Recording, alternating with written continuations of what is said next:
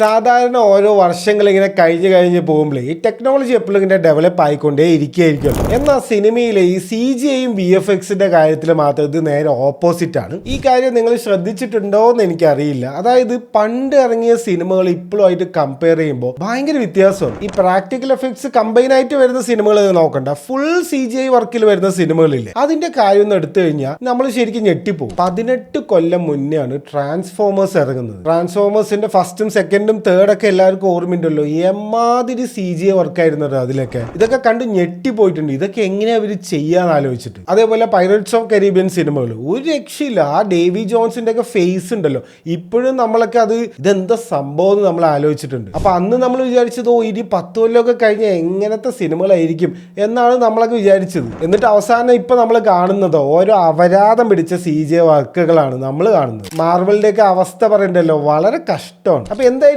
ഇതിന്റെ കാരണം എന്നൊന്ന് സെർച്ച് ചെയ്തപ്പോഴാണ് എല്ലാവരും പറയുന്നത് ഒരേ കാര്യം തന്നെയാണ്. വർക്ക് ഓവർലോഡ് എന്നുള്ള ഒരൊറ്റ കാരണമാണ് എല്ലാ CGI VFX ആർട്ടിസ്റ്റുകളും വന്ന് പറയുന്നത്. അതായത് ശരിക്കും ഒരു കൊല്ലമൊക്കെ എടുത്ത് ചെയ്യേണ്ട വർക്കുകളൊക്കെ ഒരാഴ്ച കൊണ്ട് ചെയ്തിട്ട് പോകാന്നാണ് ഈ സ്റ്റുഡിയോസ് ഒക്കെ ഡിമാൻഡ് ചെയ്യുന്നത്. ഇത് ഞാൻ പറയുന്നതൊന്നുമല്ല, ഒരുപാട് വീഡിയോസ് ഉണ്ട് ഇതിന്റെ, നിങ്ങൾക്ക് തന്നെ ചെക്ക് ചെയ്യാവുന്നതേ ഉള്ളൂ. ഒരു ലോഡ് വർക്ക് ചെറിയ സമയം കൊണ്ട് ചെയ്യണം എന്ന് പറയുമ്പോഴാണ് ഈ പ്രശ്നം മൊത്തം ഉണ്ടാവുന്നത്. നിങ്ങൾക്ക് ഇങ്ങനെ തോന്നിയിട്ടുണ്ടോ? ഉണ്ടെങ്കിൽ കമന്റ് ചെയ്യും.